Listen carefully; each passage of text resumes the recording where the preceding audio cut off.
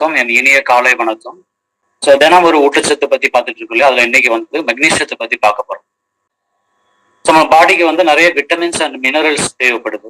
இந்த மினரல்ஸ்ல பாத்தீங்கன்னா மெக்னீசியம் வந்து ரொம்ப ஒரு முக்கியமான மினரல்ஸ் அப்படின்னு சொல்லலாம். ஏன் அப்படின்னா நம்ம நம்ம உடம்புல வந்து கிட்டத்தட்ட ஒரு 350 என்சைம் ரியாக்ஷன் நடக்குது.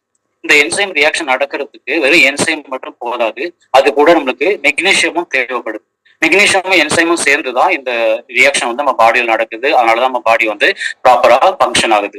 ஆவரேஜா ஒரு பர்சனுக்கு பாத்தீங்க அப்படின்னா 28 கிராம் வந்து இந்த மெக்னீசியம் ஆல்ரெடி பாடியில இருக்கு. பட் இந்த 28 கிராம் நம்மளுக்கு தேவை போதுமா அப்படின்னு பார்த்தோம் அப்படின்னா போதாதுன்னு தான் சொல்லணும். ஏன் அப்படின்னா இந்த மெக்னீசியம் நம்ம பாடியில அதிகமா இருக்கும் பொழுது எக்கச்சக்கமான வேலையை இது பண்ணுது. ஸோ என்னென்ன ஃபங்க்ஷன் அப்படிங்கிறத நம்ம நெக்ஸ்ட் பார்க்க போறோம். ஃபர்ஸ்ட் என்னன்னு பாத்தீங்கன்னா இந்த மெக்னீசியம் நமக்கு தேவையான அளவு உடம்புல இருக்கும் பொழுது நம்ம பிரெயின்ல ஜென்ரேட் ஆகக்கூடிய அந்த இம்பல்ஸ்ன்னு சொல்லுவோம் இல்லையா, அந்த நர்வ் செல், இந்த நர்வ் செல் வந்து ப்ராப்பரா டிரான்ஸ்மிட் ஆகுறதுக்கு இந்த மெக்னீசியம் அதிகமா தேவைப்படுது. அப்புறம் நம்மளுடைய மசில், இந்த மசில் வந்து ப்ராப்பரா ஃபங்க்ஷன் ஆகுறதுக்கு, நம்ம ஹார்ட் வந்து கரெக்டா பீட் ஆகுறதுக்கு, அப்புறம் நம்மளுடைய பாடி டெம்பரேச்சர் இருக்கு இல்லையா, சில டைம் டெம்பரேச்சர் கம்மியாகும், டெம்பரேச்சர் ஜாஸ்தி ஆகும். ஸோ இந்த டெம்பரேச்சர் வந்து கரெக்டா மெயின்டைன் ஆகுறதுக்கு இது நமக்கு இருக்கு. அப்புறம் பாத்தீங்கன்னா நம்ம பாடியில் இருக்கக்கூடிய டீடாக்சிபிகேஷன், இந்த டீடாக்சிபிகேஷன் ரியாக்ஷன் வந்து ப்ராப்பரா நடக்கணும். நமக்கு வந்து ஒரு ஹெல்த்தியான போன் ஃபார்ம் ஆகணும், இன்சுலின் சென்சிட்டிவிட்டி கரெக்டா இருக்கணும். அப்படின்லாம் இதுக்கெல்லாம் வந்து மெக்னீசியம் அதிகமா தேவைப்படுது. அடுத்தது இந்த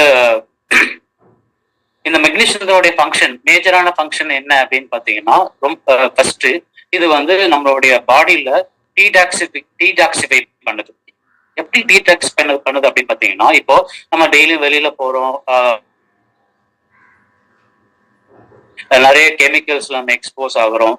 அப்ப என்ன ஆகும் அப்படின்னு பாத்தீங்கன்னா அந்த டாக்ஸிக் கெமிக்கல்ஸ் எல்லாம் நம்மளுடைய பாடியில என்டர் ஆயிரும். பாடியில என்டர் ஆயிட்டு நம்மளுடைய திசுக்கள்ல போய் அது என்ன பண்ணிடும், செட்டில் ஆயிரும். ஸோ அதனால நம்ம பாடி வந்து கொஞ்சம் கொஞ்சமா டாக்ஸிக் ஆகும். இந்த மெக்னீசியம் என்ன பண்ணுது அப்படின்னு பாத்தீங்கன்னா நம்ம பாடியில உள்ள அந்த டாக்ஸிக் கெமிக்கல்ஸ் கொஞ்சம் கொஞ்சமா அப்சர்வ் பண்ணி அதை ரிமூவ் பண்றதுக்கு இது ஹெல்ப்ஃபுல்லா இருக்கு. ரெண்டாவது பாத்தீங்கன்னா நம்மளுடைய லங்ஸ் அண்ட் ஹார்ட், இது வந்து கரெக்டா அந்த சுருங்கி விரியும் இல்லையா, இப்போ ஹார்ட் அட்டாக் தெரியும்னா சுருங்கி விரியும், அதே மாதிரி லங்ஸும் பாத்தீங்கன்னா சுருங்கி விரியும். ஸோ இந்த அந்த யூஸ்வலா அது சுருங்கி விரியறதுக்கு பாத்தீங்கன்னா இந்த மெக்னீசியம் வந்து ரொம்ப ஹெல்ப்ஃபுல்லா இருக்கு. அப்புறம் நம்ம நம்ம பிரெயின்ல பாத்தீங்கன்னா நிறைய ஹாப்பி ஹார்மோன்ஸ் வந்து செக்ரேட் ஆகும்.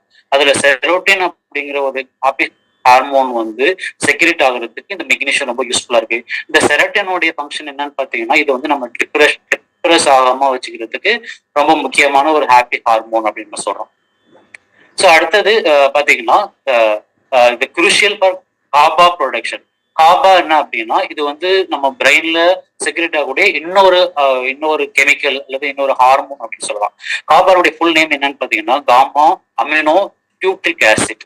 ஸோ இந்த காபா அப்படிங்கிற அந்த பிரெயின் கெமிக்கல் வந்து நம்மளுடைய பிரெயின்ல நம்ம நார்மல் லெவல்ல செக்ரேட், ஒரு நார்மல் பர்சனுக்கு ஒரு பர்டிகுலர் லெவல் இருக்கு, அந்த லெவல்ல என்ன ஆகும், இது செக்ரேட் ஆகணும். சப்போஸ் அந்த லெவல்ல செக்ரேட் ஆகல அப்படின்னா நம்மளுடைய பிரெயின் ஃபங்க்ஷனே ப்ராப்பரா இருக்காது.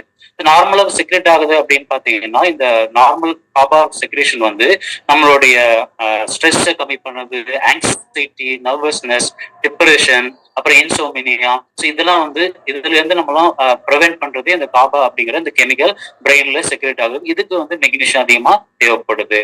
அடுத்தது பாத்தீங்கன்னா நைட்டு ஸ்லீப், நமக்கு வந்து ஒரு பெட்டரா குவாலிட்டியான ஸ்லீப் நமக்கு நைட்டு வேணும் அப்படின்னா நம்மளுடைய நர்வ்ஸும் நம்மளுடைய மசிலும் ரொம்ப ஸ்மூத்தா இருக்கணும். அப்படின்றதா நம்மளுக்கு நல்ல ஒரு ஸ்லீப் கிடைக்கும். ஸோ அந்த மாதிரி ஒரு ஸ்மூத் அண்ட் கம்ஃபர்ட் மசில் பார்த்தீங்கன்னா இந்த மெக்னீசியம் வந்து ரொம்ப யூஸ்ஃபுல்லா இருக்கு. நெக்ஸ்ட் வந்து கான்ஸ்டிபேஷன். இன்னைக்கு எல்லோருக்கும் வந்து ஒரு ஒரு காமனா உள்ள ப்ராப்ளம் என்னன்னு பார்த்தீங்கன்னா இந்த கான்ஸ்டிபேஷன், அப்புறம் வந்து பவுல் பேஸ்டு டிசீஸ். ஸோ இந்த மெக்னீசியம் என்ன பண்ணுது அப்படின்னு பார்த்தீங்கன்னா நம்மளுடைய பவுல் மூவ்மெண்ட்டை வந்து ஈஸி பண்ணுது. அதனால நம்மளுக்கு வந்து கான்ஸ்டிபேஷனோ இல்லது பவுல் பேஸ்டு டிசீஸோ இல்லாம இருக்கிறதுக்கு இது யூஸ்ஃபுல்லா இருக்கு. அப்புறம் நம்மளுக்கு சம்டைம் வந்து தேவையில்லாம தலைவலிக்கும், டயர்டா ஃபீல் பண்ணுவோம். இதெல்லாமே வந்து இதை ப்ரிவென்ட் பண்றதுக்கு மெக்னீசியம் யூஸ்ஃபுல்லா இருக்கு. சப்போஸ் நமக்கு பசி அதிகமா ஆகணும், பசிக்கணும் அப்படின்னா கூட மெக்னீசியம் தேவைப்படுது. சில டைம் பாத்தீங்கன்னா ஸ்போர்ட்ஸ்மேன் அத்லெட் ரன்னிங் எல்லாம் போறாங்க இல்லையா, அவங்களுக்கு வந்து இந்த மெக்னீசியம் வந்து ரொம்ப அதிகமா தேவைப்படுது நம்மள நார்மல் பர்சனை விட. அடுத்தது வந்து டயட்ரி ரெக்கமெண்டட் டயட்ரி அலவன்ஸ். இதுல என்ன சொல்றாங்க அப்படின்னா, ஒவ்வொருத்தருக்கும் எவ்வளவு மெக்னீஷியம் மினிமம் அண்ட் மேக்சிமம் தேவைப்படுது அப்படின்னு பாத்தீங்கன்னா, இது மெக்னீஷியம் வந்து பிறந்த குழந்தையில இருந்து நல்லா வளர்ந்துருக்கிறவங்க வரலையும் இது அதிகமா வயசானவங்க வரலையும் இந்த மெக்னீஷியம் தேவைப்படுது. அதாவது பர்டிகுலர் பாத்தீங்கன்னா பிரெக்னன்சி அண்ட் லாக்டேஷன் விமனுக்கு வந்து இது ஜாஸ்தியா படுது. மிடில் ஏஜ் உமனுக்குலாம் மென் அண்ட் விமனுக்கு பாத்தீங்கன்னா கிட்டத்தட்ட வந்து 420 மில்லிகிராமும், விமனுக்கு வந்து ஒரு 320 மில்லிகிராமும் டெய்லி தேவைப்படுது. சப்போஸ் வந்து நம்மளுக்கு தேவையான அளவு மெக்னீஷியம் எடுத்துக்கல, நம்ம சாப்பாடுல இருந்து எடுத்துக்கல அப்படின்னா, இந்த மெக்னீஷியம் குறைபாடுனால வரக்கூடிய என்னென்ன சிம்டம்ஸ் அப்படின்னு பாத்தீங்கன்னா, ஃபர்ஸ்ட் வந்து நம்மளால தூங்க முடியாது, ப்ராப்பரா தூங்க முடியாது, நம்ம ரொம்ப ஸ்ட்ரகிள் பண்ணுவோம் தூங்குறதுக்கு. ரெண்டாவது வந்து மசில் கிராம்ப் இருக்கும். மசில் கிராம்ப்னா நம்ம சில டைம் பார்த்தீங்கன்னா தசை பிடிச்சி இழுத்துக்கும், அது வந்து ஒரு ப்ராப்ளமா இருக்கும். அப்புறம் வந்து நம்மளால மைக்ரேன், இது வந்து ஒத்த தலைவலின்னு சொல்லுவோம், அது ரொம்ப அதிகமா இருக்கும். ஏன்னா மெக்னீஷியம் குறைபாடு இருக்கும்போது இது அதிகமா இருக்கும். பசிக்காது, நம்மளுக்கு வந்து நம்மளால சொல்ல முடியாது, நம்ம டயர்டா இருப்போம், வீக்கா இருப்போம். அப்புறம் வந்து ஆங்ஸைட்டி, டிப்ரெஷன், ரெஸ்ட்லெஸ்ஸா இருக்கும். அப்புறம் வந்து நம்மளுடைய ஹார்ட் பீட் வந்து ரொம்ப நார்மலா இருக்காது, பிளட் ப்ரெஷர் வந்து அதிகமாயிரும். இதெல்லாம் வந்து நம்ம மெக்னீஷியம் குறைபாடுனால வரக்கூடிய சிம்டம்ஸ் சொல்லலாம்.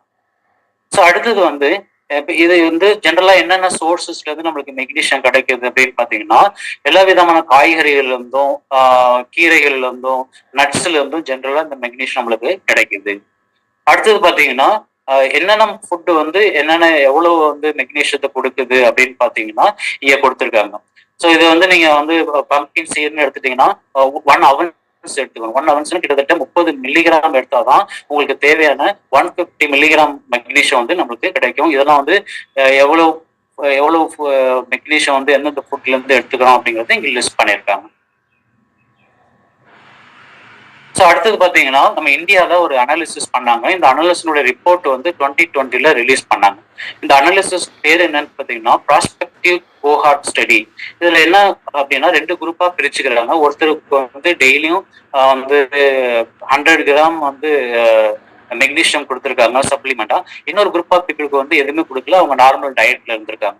ஒரு 30 இயர்ஸ்க்கு அப்புறம் அதை வந்து ரிசர்ச் பண்ணி பார்த்துருக்காங்க. அந்த ரிசர்ச்ல என்ன தெரிய வந்திருக்கு அப்படின்னு பாத்தீங்கன்னா, யாரெல்லாம் வந்து 100 மில்லிகிராம் வந்து டெய்லியும் சப்ளிமெண்டா மெக்னீஷியம் எடுத்திருக்காங்களோ அவங்களுடைய மார்டாலிட்டி ரேட், அதாவது வந்து இறப்பு விகிதம் வந்து 5ல இருந்து 6% வந்து கம்மியா இருக்கு. ஓகே, நெக்ஸ்ட் வந்து இந்த சீக்ரெட் ஆஃப் சப்ளிமெண்ட்ஸ்ல என்ன சொல்றாங்க அப்படின்னா, சப்ளிமெண்ட் எடுத்துக்கிறதுனால நம்மளுக்கு வந்து இந்த ஒற்றை தலைவலி அதிகமா கம்மியாகுது, ஸ்மூத்து வந்து மசில் வந்து ஸ்மூத் ஆகுது, அதனால நம்மளுக்கு வந்து ஒரு நல்ல ஸ்லீப் கிடைக்குது, ஒரு பெட்டுக்கு போறதுக்கு முன்னாடி ஒரு 1/2 hour முன்னாடி இதை எடுத்துக்கிட்டோம்னா நல்லா இருக்கும் அப்படின்னு சொல்றாங்க. ஸோ நெக்ஸ்ட் வந்து இப்போ நம்மளுக்கு வந்து எவ்வளவு மெக்னீஷியம் தேவைப்படுது, அதுல பாடியில என்னென்ன ஃபங்க்ஷன்லாம் அது பண்ணுது, என்னென்ன ஃபுட்ல இருந்தாலும் அதை எடுத்துக்கலாம் அப்படிங்கிறது நமக்கு தெரியுது. ஆனா இதெல்லாம் வந்து நம்ம டெய்லி இந்த ஃபுட்டை எடுத்துக்க முடியுமா, இவ்வளவு வகையான ஃபுட்டை எடுத்துக்கிட்டு நம்மளால மெக்னீஷியோட நீடை சாட்டிஸ்ஃபை பண்ண முடியுமா அப்படின்னு பார்த்தோம்னா நம்மளால முடியாது. ஸோ அதனால என்ன பண்றாங்கன்னா நியூட்ரலைட், நம்மளோட நியூட்ரலைட் கம்பெனில இருந்து டெய்லி பிளஸ் அண்ட் கால் மெக்டி அப்படிங்கிற 2 சப்ளிமெண்ட் பேக்கை வந்து இன்ட்ரடியூஸ் பண்ணியிருக்காங்க. ஸோ அது வந்து டெய்லி பிளஸ் எடுத்துட்டீங்கன்னா 30 பேக் இருக்கு, 60 பேக் இருக்கு, அதே கால் மெக்டி வந்து 30 பேக் இருக்கு. ஸோ இதை எடுத்துக்கும் போது என்ன ஆகுது அப்படின்னா, நமக்கு டெய்லி தேவையான நம்மளுக்கு மெக்னீஷியம் வந்து இதுல இருந்து சாட்டிஸ்ஃபை ஆகுது. இப்போ நீங்க டெய்லி பிளஸ் வந்து ஒரு சப்ளிமெண்ட் எடுத்துக்கிறீங்க அப்படின்னா அதுல மினிமம் 100 மில்லிகிராம் மெக்னீஷியம் இருக்கு. அதே மாதிரி வந்து கால் மெக்டி எடுத்துக்கிறீங்க அப்படின்னா ஒரு சப்ளிமெண்ட், அதுல நம்மளுக்கு கிட்டத்தட்ட 79 மில்லிகிராம் வந்து மெக்னீஷியம் இருக்கு. ஸோ இந்த சப்ளிமெண்ட் எடுத்துக்கிறதுனால நமக்கு பாடிக்கு தேவையான மெக்னீஷியம் கிடைக்குது, நம்ம பாடியும் பெட்டரா ஃபங்க்ஷன் ஆகுது, நம்மளும் ஹெல்த்தியா ஆரோக்கியமா இருக்கலாம்.